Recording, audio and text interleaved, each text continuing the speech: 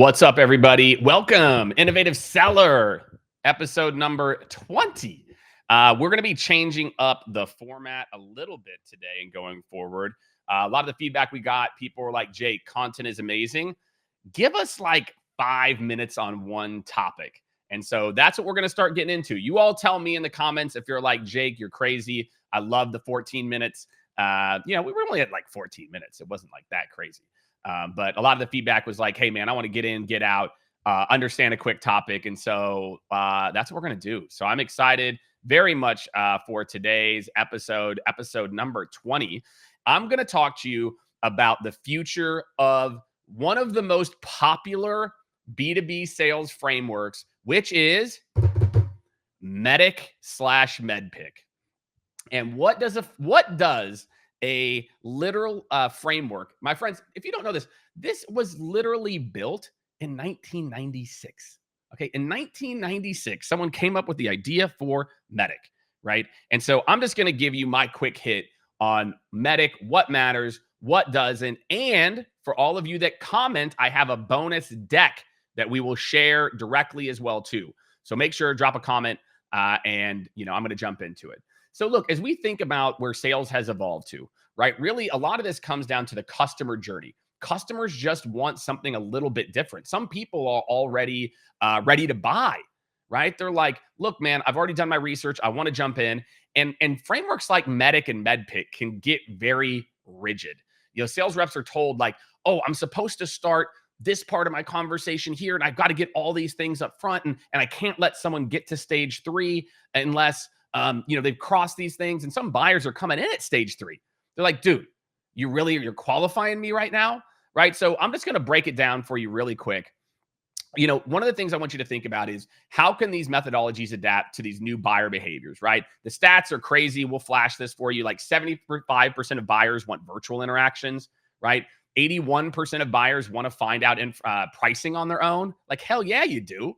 I don't want to sit here and wait. Just tell me what the price is. I just went through this with a company. It's like, the SDR is so, hell-bent on qualifying me that they just like forgot. I'm like, this person said they want pricing. They already understand my product. They've used it at a previous company. Get them freaking pricing. What are you waiting for?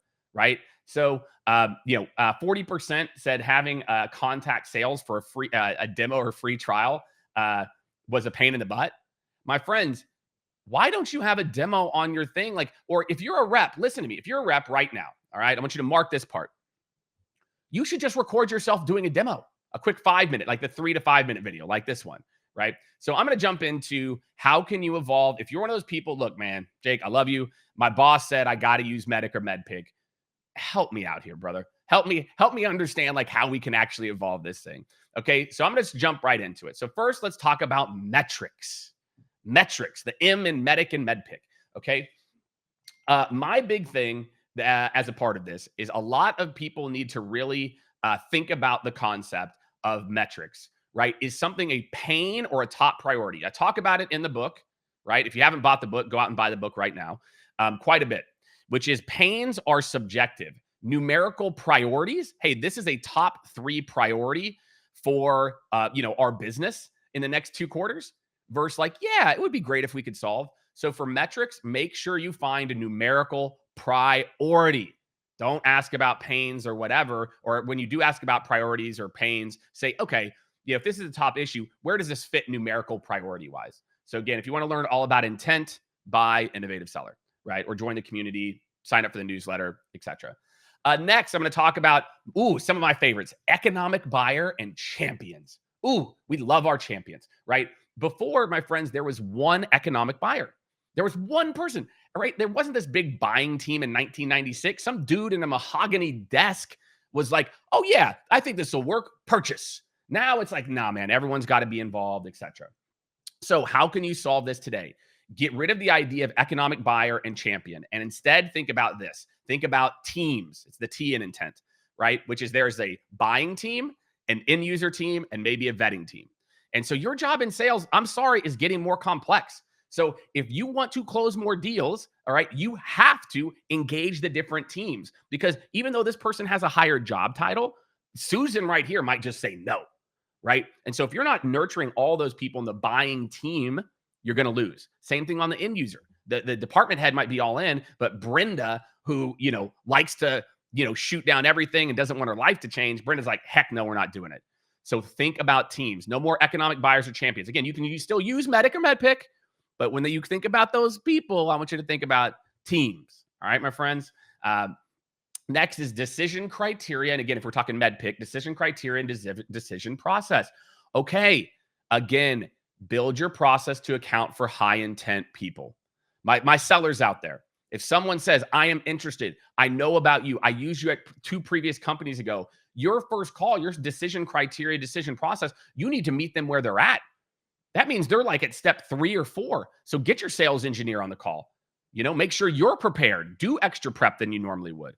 So again, if you're out there and you're thinking about understanding this, also decision makers like to jump in late. How many of you have lost a deal because some decision maker comes out of nowhere and is like, I didn't know about this, right? So again, just understand different teams move at different speeds. So you might get the decision criteria for the end user team, but that might be different than the decision criteria for the economic buyer team, right? Or the buying team. So just think, you need multiple probably decision processes and criteria. And then last, but certainly not least, I'll jump into a couple of things. Identify pain. I talked about that. Forget the word pain. Focus on numerical priority, right? That is what people are solving. Last, but certainly not least, competition, compelling event, right? We can say both of these. I'm gonna kind of toss it out depending on what camp you're in. If you're talking about competition, no decision is winning on an all-time rate. You are not competing 9 times out of 10 against a competitor only. You are also competing against no decision, right? And no decision is getting dubs, right? So again, you need to understand the competition. Use ChatGPT. Ask it to teach you, or use a scenario to say, hey, man, I've got this, and this. I'm competing against these guys. How can I compete? So again, think about that idea of how you can actually, outmaneuver by just better understanding the competition and how you actually position yourself in the proposal. If you're a MEDDIC fan, compelling event, go back to numerical priority. This compelling event, is this something a numerical priority that needs to happen now, and why? So that's what I got, my friends. If you're a MEDDIC, MEDDPICC fanboy, fangirl, champion, that's okay. But you have to evolve and change. So for all my innovative sellers out there, that's what I want you to think about. You can keep using these frameworks, but you've got to change the definitions a little bit. All right. So that's it. That's your first quick hit episode of Innovative Seller, right? Hopefully you guys are getting down with the new format. I kind of like it. I just kind of get in, get out, talk about a topic. And, well, hopefully with this new format, we're going to be releasing, a lot more episodes as well too, which is awesome. So that's episode number 20, Innovative Seller. Thanks, y'all. We'll see you on the next one, where I'm going to break down in 5 to 7 minutes the evolution of how sellers now need to adapt to that customer journey. Thanks, everyone. Make sure you like the video, subscribe to the channel, like the video, share it with your sales team, share it with your buddies, right? Anybody who's into sales. Appreciate y'all. See you on the next one.